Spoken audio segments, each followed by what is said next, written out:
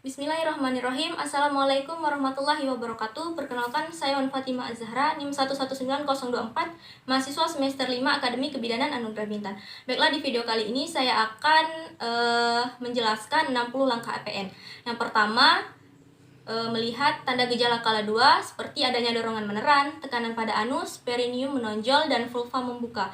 Yang kedua, menyiapkan peralatan dan bahan obat-obatan yang digunakan untuk menolong persalinan.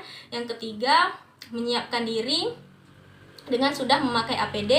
4, melepas dan menyimpan perhiasan yang dipakai, kemudian mencuci tangan dengan sabun dan air mengalir dan mengeringkan dengan handuk yang kering. 5, menggunakan sarung tangan DTT untuk pada tangan yang digunakan untuk periksa dalam. Kemudian 6, memasukkan oksitosin ke dalam tabung suntik dengan menggunakan tangan yang sudah memakai sarung tangan. Yang ketujuh, membersihkan vulva dan perineum. 8, melakukan periksa dalam untuk memastikan pembukaan lengkap. 9, dekontaminasi sarung tangan dengan menyelupkan kedua tangan ke dalam larutan klorin 0,5% dan merendam secara terbalik selama 10 menit. Yang ke-10, periksa denyut jantung janin setelah kontraksi uterus mereda atau relaksasi untuk memastikan DJJ dalam batas normal. 11, memberitahu ibu bahwa pembukaan sudah lengkap, keadaan janin cukup baik, dan membantu ibu menemukan posisi yang nyaman. 12, minta keluarga membantu menyiapkan posisi meneran. 13, laksanakan bimbingan meneran apabila ibu merasa ingin meneran dan timbul kontraksi yang kuat. Kemudian 14, anjurkan ibu untuk berjalan jongkok dan mengambil posisi yang nyaman apabila tidak merasa ada dorongan meneran dalam selang waktu 60 menit. 15, letakkan handuk bersih untuk mengeringkan bayi di perut ibu bagian bawah ketika kepala bayi telah membuka vulva dengan diameter 5-6 cm.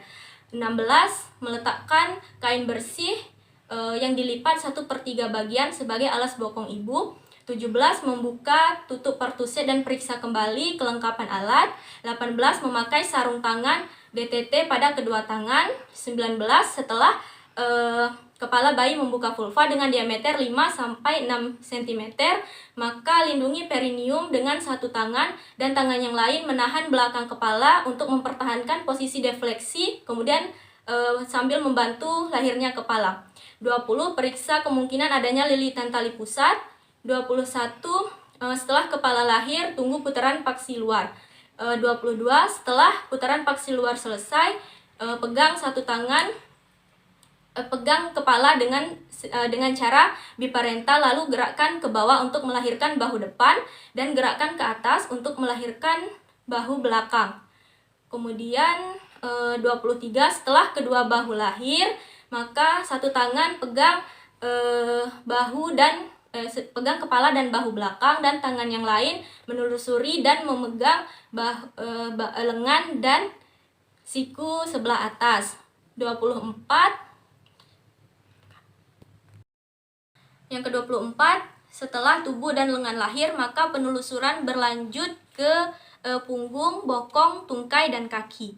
25, lakukan penilaian sepintas apakah bayi cukup bulan, menangis kuat, dan tonus otot baik. 26, keringkan tubuh bayi mulai dari muka, kepala, dan bagian tubuh lainnya kecuali kedua tangan tanpa membersihkan vernik. 27, periksa uterus untuk memastikan hanya ada satu bayi yang lahir dan tidak gameli. 28, memberitahu ibu bahwa akan disuntikkan oksitosin. Kemudian 29, dalam waktu 1 menit setelah bayi lahir, suntikan oksitosin di paha ibu secara intramuskular. Kemudian 30, setelah 2 menit bayi lahir, jepit tali pusat dengan klem kira-kira 2-3 cm dari pusat. 31, lakukan pemotongan dan pengikatan tali pusat. 32, letakkan bayi secara tengkurap di dada ibu untuk kontak kulit antara ibu dan bayi. 35, letakkan satu tangan di atas simfisis untuk mendeteksi kontraksi dan tangan yang lainnya memegang klem untuk menegangkan tali pusat. 36, apabila pada penekanan dinding depan uterus ternyata diikuti dengan pergeseran tali pusat, maka lakukan dorongan hingga plasenta dapat dilahirkan. 37. Apabila plasenta sudah nampak, lahirkan plasenta dengan kedua tangan, pegang dan putar plasenta hingga selaput ketuban terpilin, lalu letakkan plasenta di dalam tempat atau wadah yang sudah disediakan. 38. Masase uterus segera setelah plasenta dan selaput ketuban lahir. 39.